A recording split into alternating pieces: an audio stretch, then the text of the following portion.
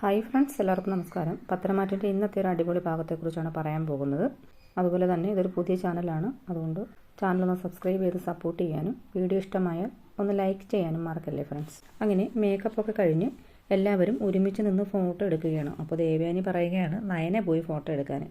അപ്പോൾ നവ്യയ്ക്ക് അങ്ങ് ദേഷ്യം വരികയാണ്. അപ്പോൾ നയന എന്താ നിൽക്കണ്ടേ ഫോട്ടോയ്ക്ക് എന്നിങ്ങനെ നവ്യ തുറന്നടിച്ചങ്ങ് ചോദിക്കുകയാണ്. അപ്പോൾ നവ്യ പറയുകയാണ് അനാമികയോട് പറ ഫോട്ടോ എടുത്തു തരാൻ, അതല്ലേ നല്ലത് എന്നിങ്ങനെ പറയുമ്പോൾ ദേവയാനി അനാമികയെ തന്നോട് ചേർത്ത് നിർത്തിയിട്ട് പറയും അവൾ പോയി എടുക്കട്ടെ, അവൾക്കെന്താ ഫോട്ടോ എടുത്താലെന്നിങ്ങനെ ചോദിക്കുകയാണ്. അപ്പോൾ നയന പറയാണ് സാരമില്ല നവ്യേച്ചി, ഞാൻ പോയി ഫോട്ടോ എടുത്തു കൊടുക്കാം എന്നിങ്ങനെ പറഞ്ഞിട്ട് നയന ഇങ്ങനെ ഫോട്ടോ എടുക്കുകയാണ്. എന്നിട്ട് നയന ഇങ്ങനെ മനസ്സിൽ ചിന്തിക്കുകയാണ്, എൻ്റെ അമ്മായിയമ്മ എന്നെ ഇങ്ങനെ എന്നാണ് ചേർത്ത് നിർത്തുന്നത് എന്നിങ്ങനെ മനസ്സിൽ ചിന്തിച്ചിട്ട് സാരമില്ല, ഭർത്താവെങ്കിലും അംഗീകരിക്കുന്നുണ്ടല്ലോ, അത് മതി എന്നിങ്ങനെ പറഞ്ഞിട്ട് നവ്യ ഇങ്ങനെ ആശ്വസിക്കുകയാണ്. പിന്നീട് നയന ചിന്തിക്കുകയാണ്, പിന്നീട് എല്ലാവരും ഒരു ക്യാറ്റ് വാക്ക് നടത്താനാണ് അനാമിക പറയുന്നത്. അങ്ങനെ അതെല്ലാവരും അനുസരിച്ച് എല്ലാവരും ഒരു ക്യാറ്റ് വാക്ക് എടുക്കുകയാണ്. എന്നിട്ട് ഏറ്റവും നന്നായി ചെയ്തത് നയനയാണെങ്കിലും അത് ദേവേനെ അങ്ങോട്ട് അംഗീകരിച്ചു കൊടുക്കുന്നില്ല.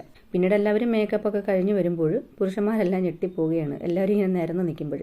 അപ്പോൾ ആദർശ് പറയുകയാണ് അനി, നീ ഒരു ഫോട്ടോ എടുത്തെടുത്തേ, ഈ കാഴ്ച ഇനി നമുക്ക് ജീവിതത്തിൽ കാണാൻ പറ്റില്ല, അതുകൊണ്ടൊരു ഫോട്ടോ എടുത്തു വെക്കാൻ ഇങ്ങനെ പറയുകയാണ്. അപ്പോൾ അനി ഇങ്ങനെ ഫോട്ടോ എടുക്കാനായിട്ട് മൊബൈലൊക്കെ എടുത്തിട്ട് വഴി തരൂ ഗേൾസ് എന്നൊക്കെ പറഞ്ഞിട്ട് ഇങ്ങനെ ഫോട്ടോ എടുക്കാനായിട്ട് ഇങ്ങനെ വരികയാണ്. എന്നിട്ട് നല്ലൊരു ഫോട്ടോ എടുക്കുകയാണ്. എന്നിട്ട് പുറത്ത് പോയി പർച്ചേസ് കഴിഞ്ഞ് വരുമ്പോൾ നല്ല ഭക്ഷണം റെഡിയാക്കി വെക്കാം എന്ന് പറഞ്ഞിട്ട് അവർ പുറത്തേക്ക് അയക്കുകയാണ്. എന്നിട്ട് ആദർശ് വെക്കുന്ന കറിയൊക്കെ എന്തോ നല്ല മണം വരുന്നുണ്ട്, എന്തൊക്കെയോ അറിയാം ആദർശിന് എന്നൊക്കെ ഇങ്ങനെ അജയൻ പറയുകയാണ്. അപ്പോൾ മുത്തച്ഛൻ പറയുകയാണ് ഞങ്ങളും പാചകം പഠിച്ചിരിക്കണമല്ലോ, ഹോട്ടൽ ഫുഡ് കഴിക്കാൻ ഇഷ്ടമല്ലാത്ത ആണുങ്ങളാണ് ഇവിടെ ഉള്ളത് മൊത്തം. പിന്നെ പുറത്തേക്ക് പോയി അത്യാവശ്യം കഴിക്കുന്നത് അഭി മാത്രമാണ്, അത്യാവശ്യം അവൻ മദ്യപിക്കുകയും ചെയ്യും എന്ന് പറയുമ്പോൾ അഭി പെട്ടെന്ന് പറയുകയാണ് ഞാനിപ്പോൾ അതൊക്കെ നിർത്തി മുത്തച്ഛ, ഞാനിപ്പോൾ മദ്യപിക്കാറുമില്ല, പുറത്തുള്ള ഹോട്ടൽ ഭക്ഷണമൊന്നും കഴിക്കാറുമില്ല എന്നിങ്ങനെ പറയുമ്പോൾ നവ്യ പെട്ടെന്ന് പറയുകയാണ് അത് അഭി പറയുന്നത് വെറും കള്ളത്തരമാണ്, ഇന്നലെയും കൂടി മദ്യപിച്ചിട്ട് ഏലക്കായും വായിലിട്ട് ചവച്ചോണ്ടാവും വന്നത് എന്നിങ്ങനെ പറയുകയാണ്. പിന്നീട് വഴക്കൊന്നും വേണ്ട, ഇന്ന് സന്തോഷത്തിൻ്റെ ദിവസമാണ്, വഴക്കടിക്കരുത് എന്നിങ്ങനെ ആദർശ് പറയുമ്പോൾ ഇന്ന് ആദർശിൻ്റെ ഫുഡൊക്കെ കഴിച്ച് എല്ലാവരും നല്ലതാണെന്ന് ഒന്ന് പറഞ്ഞു തന്നാൽ കൂടെ ഞങ്ങളങ്ങ് രക്ഷപ്പെട്ടു എന്ന് മുത്തച്ഛൻ പറയുകയാണ്. അപ്പോൾ അജയൻ പറയുന്നുണ്ട് ആദർശാണ് ഇന്നത്തെ നേതാവ്. അപ്പോൾ ജലജ പറയുകയാണ് അല്ലെങ്കിലും ഇപ്പോൾ എല്ലാം ആദർശിൻ്റെ കയ്യിലല്ലേ, കമ്പനി ഉൾപ്പെടെ എല്ലാത്തിൻ്റെ മേൽനോട്ടം ആദർശല്ലേ, അവനെല്ലാം കൈയടക്കി വെച്ചേക്കുവാണ് എന്നിങ്ങനെ പറയുമ്പോൾ മുത്തച്ഛൻ ഇങ്ങനെ കയറി എതിർക്കുകയാണ്. അതിന് അബിക്ക് എന്തെങ്കിലും അവകാശം കമ്പനിയിൽ വേണമെന്നുണ്ടോ, ഇപ്പോൾ ഉള്ള അവകാശവും കൂടെ പോകാതെ സൂക്ഷിച്ചാൽ നിനക്കും ഉള്ള, അവനെ കൊണ്ട് ഇത്ര ഒരു ബുദ്ധിശൂന്യമായിട്ടുള്ള പ്രവർത്തനം കാഴ്ചവെക്കുന്നത് നീ ഒറ്റ ഒരുത്തിയാണ്, അവൻ്റെ തലയിലേക്ക് ഇങ്ങനെ ചെളി മാരി നിറയ്ക്കുന്നതെന്നൊക്കെ ഇങ്ങനെ മുത്തച്ഛൻ ഇങ്ങനെ പറയുകയാണ്. പിന്നീട് പാചകം എവിടം വരെ ആയി എന്ന് നയന ഇങ്ങനെ ചോദിക്കുമ്പോൾ തരക്കേടില്ല എന്ന് ഇങ്ങനെ ആദർശ് പറയുകയാണ്. അപ്പോൾ നയന പറയുകയാണ് വാചകമടി കുറച്ചിട്ട് പാചകത്തിൽ ശ്രദ്ധിച്ചാൽ എല്ലാം നന്നാവുമെന്ന് പറയുമ്പോൾ ആദർശ് ഇങ്ങനെ ചിന്തിക്കുകയാണ് അവളെന്താ അങ്ങനെ പറഞ്ഞത്, അങ്ങനെ പറഞ്ഞിട്ട് നയനെ അങ്ങ് പോയി. അപ്പോൾ അങ്ങനെ ആദർശ് ഇങ്ങനെ പുറകെ പോവുകയാണ്. അപ്പോഴും ജലജ അവിടെ ഇടയ്ക്ക് കയറുവാണ്. അവൻ അവിടെ പിന്നാലെ പോയി, അവിടെ സൗന്ദര്യം ആസ്വദിക്കാൻ പോയതാണെന്നൊക്കെ ഇങ്ങനെ പറയുമ്പോൾ വീണ്ടും മുത്തച്ഛൻ ഇങ്ങനെ വഴക്ക് പറയുന്നുണ്ട്.